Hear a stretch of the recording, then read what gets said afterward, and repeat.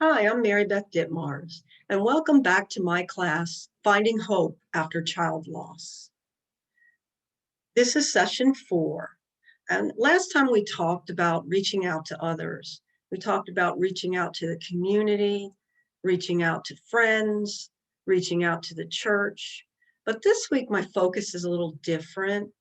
I want to talk about reaching out to other family members, particularly children. You see, when our Chris died, he had a brother and a sister who were grieving also. And later, when Jared died, our daughter was suddenly an only child. We can't ignore the fact that siblings are grieving, or best friends, or cousins. And we have to remember that young people have fewer coping skills. So as hard as it is for us, imagine how much harder it is for children and even young adults. So we have to remember that they're grieving too, and that their grieving timeline might be different than ours. We have to give our children opportunities to share their loss. Let me show you what I have for finding hope after child loss, reaching out to siblings.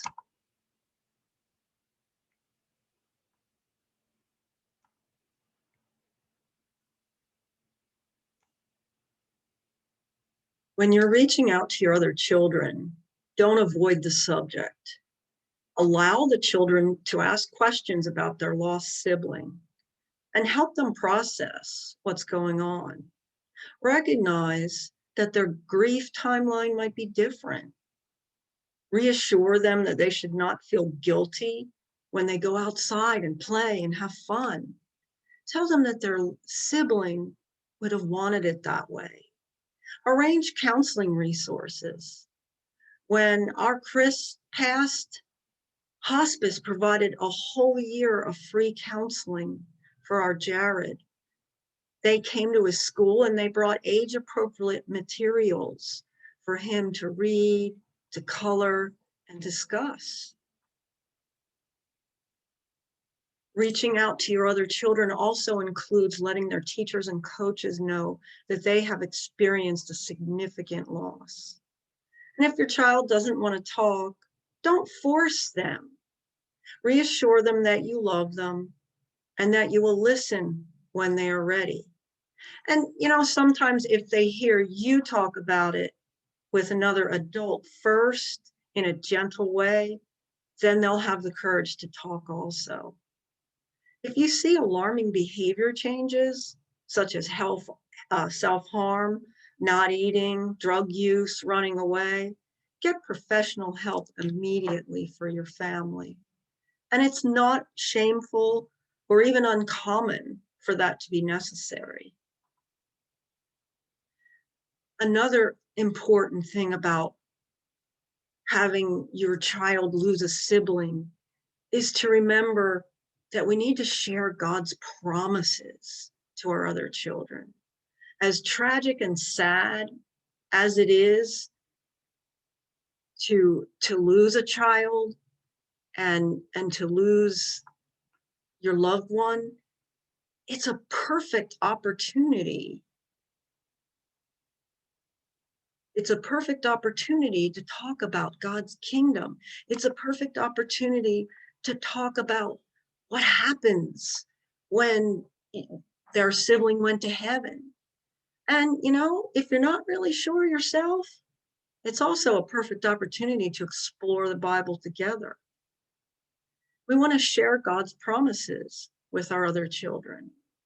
John 14, 2-3 says, "My Father's house has many rooms. If that were not so, I would have told you that I am going there to prepare a place for you. And if I go and prepare a place for you, I will come back and take you to be with me, that you may also be where I am." Children are very concrete thinkers, and to actually talk about there being a place in heaven for them, a place that's physical and real, that's very comforting to them. You know, they may have mistaken ideas from TV or movies or things that their friends have said, that their sibling has become this disembodied spirit that doesn't see or hear or feel anymore. And that's just not supported by the Bible. Heaven is a real place. It's also a golden opportunity to share God's promises with your other children. Luke 22:29-30 says, "And I confer on you a kingdom, just as my Father conferred one on me, so that you may eat and drink at my table in my kingdom, and sit on thrones, judging the 12 tribes of Israel." Imagine that. They're not only going to inherit a place in heaven, especially for them, that place that where their sibling already is, but they're going to be part of the kingdom. They're going to be among God's chosen. They're going to have a place of importance. And you know, it's so much easier for children to accept this sometimes than it is for adults. So use this opportunity to learn more about what exactly is heaven. Where exactly did my other child go? Is he waiting for us? What's it going to be like? I want to share with you a resource that I found that has a bunch of really cool books for children. And I'm not affiliated with these in any way. I just think sometimes we don't know what to say to our other children. Sometimes we want to teach them about faith and we want to teach them about heaven, but we don't feel qualified or we get too emotional. So reading a book designed to explain heaven to children is a great way to do this. And I'm just, like I said, I'm not affiliated with any of these, but they're solid Christian books to help explain death to children.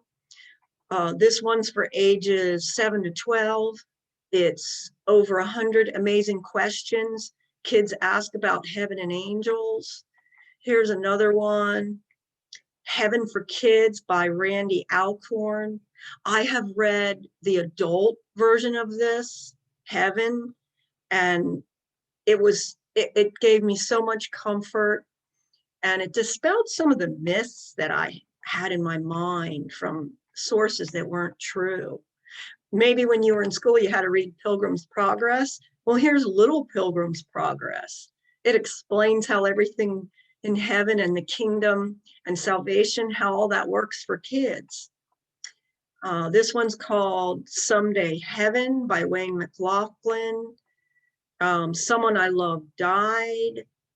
And I'll just scroll down and show you a couple more. Tales of the Kingdom by David and Karen R. Maines. Tell Me About Heaven. This is another Randy Alcorn book. There's a Party in Heaven by Gary Bauer. This one focuses on the celebration. It focuses on the fact that there's so much joy in heaven and the fact that their lost sibling isn't suffering. So these are in my resources, so you don't have to write them down. I have the link provided for you. All you have to do is upload them. Also, another kind of grief that we had to deal with was anticipatory grief, because when Chris became terminal, we had to talk about that, not just with him, but with his other siblings. And that's why books like this are so helpful. I don't have a degree in theology, and I'm sure most of you don't either. And especially when it comes to translating these biblical truths to children, we need help. We need resources. But you know, when you lose a child, faith doesn't remain a theory. It becomes everything. It becomes all that we live for. It becomes the hope that is in us. It becomes our everything.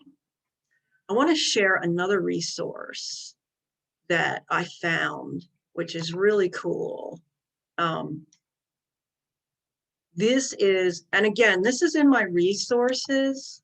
So let me see if I can get that big. Be patient with me a minute. From current. All right, it's not letting me change it. So we'll have to keep it a little bit small. But I'm going to go back to here. Here we go.